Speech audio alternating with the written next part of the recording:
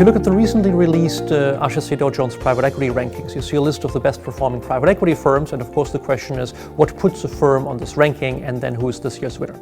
To start out with the winner, this is private equity firm Waterland, a firm with Dutch origins which now invests in the upper mid-market across Europe, and it is on the top of a ranking which really puts the spotlight on private equity firms who across a whole decade of fund activity have generated the highest returns. That's a bit the original aspect behind those rankings, because private equity is a very opaque and not obviously easy to understand asset class. And the objective of the rankings, which we created in 2009 in partnership with Dow-Jones, was to try and analyze a range of different funds by each private equity firm and apply some mathematics that aggregates the performance of these funds, so you get an aggregate bird's perspective view on the performance of those funds. So the top performers of these funds have been on the top of a group of initially over 300 private equity firms, of which we analyzed the past returns and then classified them based on the aggregate return profile across a variety of their funds. So if you look at the reasons behind the success and what's driving firms onto this top 10 list, it's very interesting to see that there is a substantial variation of strategies. So in everything I've seen over the last years,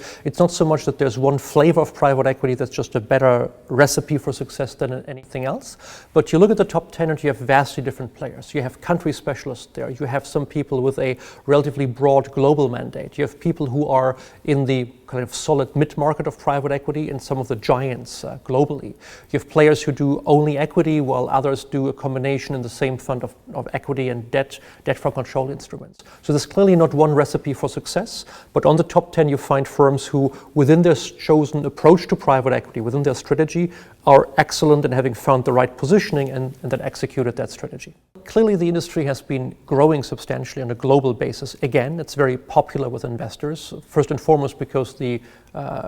return profile in other asset classes has been questioned, and so people look at private equity to still get yield that they need in their portfolios, in their pension portfolios, in their insurance portfolios. And so private equity has regained popularity substantially among investors. But it's important to keep in mind that these very recent developments are not yet so much reflected in the rankings, because in the rankings I'm inherently backward looking. I'm trying to answer the question, who was the best in the past, who had the best strategy in the past. So they reflect the returns generated by the investments sold in the last year, the last couple of years by these different players, but not yet the new investment activity. And there I unfortunately have to say I don't have the crystal ball in my office. I cannot tell you the future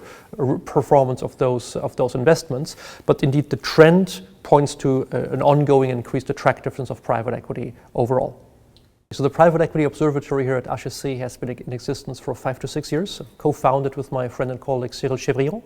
And it has really the mission to promote HEC research and the broader private equity research overall on topics of such relevance to practitioners. Private equity continues to be, I think, on average, poorly understood, misunderstood by some actors, by some journalists, by some policymakers, and it's the vocation of the Private Equity Observatory to contribute data-driven facts to that sometimes ideological debate about private equity.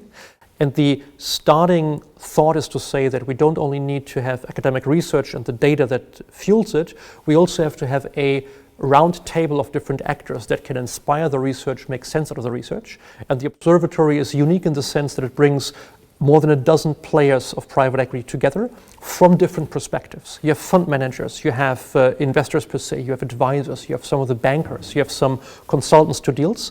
And if they all get together and they discuss existing research, inspire future research, you have a very holistic view of the asset class that can really drive a meaningful research agenda, not only to meet HEC's primary objective, namely producing top quality academic research in top journals, but also doing this in a way that has relevance for practitioners and will make them better and smarter investors and make the asset class overall better understood. So if you look at the asset class right now and you start to look forward on what may be ahead of private equity, it's first of all very important to realize that, well, with all the research and data that we're trying to look at, it's impossible to predict the future exactly on what private equity will bring. But naturally, private equity in the last year or two has been regaining popularity, lots of additional capital flowing into private equity, and it's likely that this may be a trend that continues in the next couple of years because it has this proven ability to generate attractive returns, in particular in times where many other asset classes frankly don't give investors the yield anymore that they need to make their portfolio planning work.